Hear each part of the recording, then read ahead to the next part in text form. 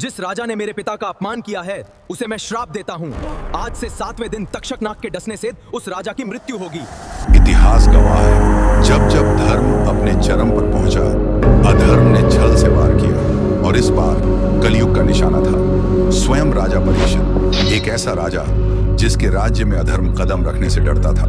उसी राजा को कलयुग ने मृत्यु के द्वार तक पहुंचा दिया। अभी तक आपने पिछले भाग में देखा कि कैसे कलयुग धीरे धीरे राजा परीक्षित की बुद्धि को भ्रष्ट करने लगा और कैसे अनजाने में राजा ने स्वयं कलयुग को अपने मुकुट में स्थान दे दिया। लेकिन अब कहानी वहां से शुरू होती है जहां कलयुग का अंधकार धीरे धीरे एक धर्मप्रिय राजा को विनाश की ओर ले जाने वाला था।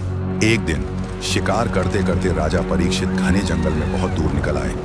तेज धूप, थकान और प्यास से उनका शरीर कमजोर होने लगा।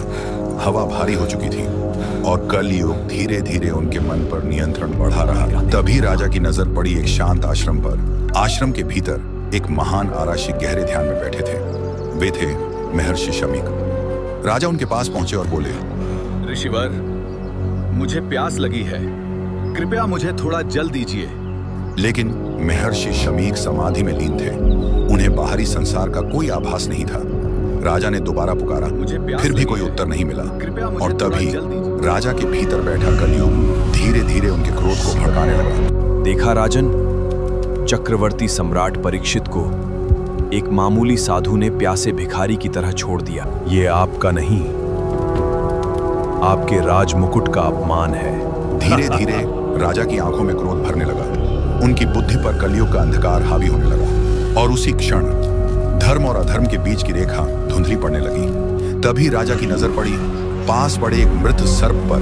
क्रोध में अंधे होकर उन्होंने उस मृत सांप को उठाया और महर्षि शमीक के गले में डाल दिया।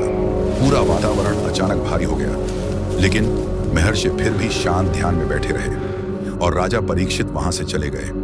उन्हें यह आभास तक नहीं था कि यही क्षण उनके विनाश की शुरुआत बन चुका था। कुछ समय बाद महर्षि शमीक के पुत्र ऋषि श्रृंगी वहां पहुंचे।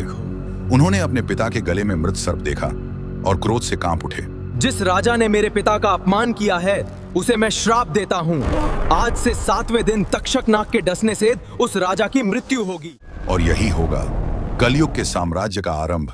जैसे ही श्राप दिया गया, आकाश में भयंकर तेज हवाएं चलने लगी और दूर कहीं अंधकार में खड़ा कलयुग धीरे धीरे मुस्कुरा रहा था। लेकिन क्या राजा परीक्षित को अपने अपराध का एहसास होगा? क्या वे श्राप से बच पाएंगे? और आखिर कौन था तक्षकनाग? ये जानने के लिए इंतजार कीजिए पार्ट 5, क्योंकि अगले भाग में सारे रहस्यों से पर्दा उठेगा।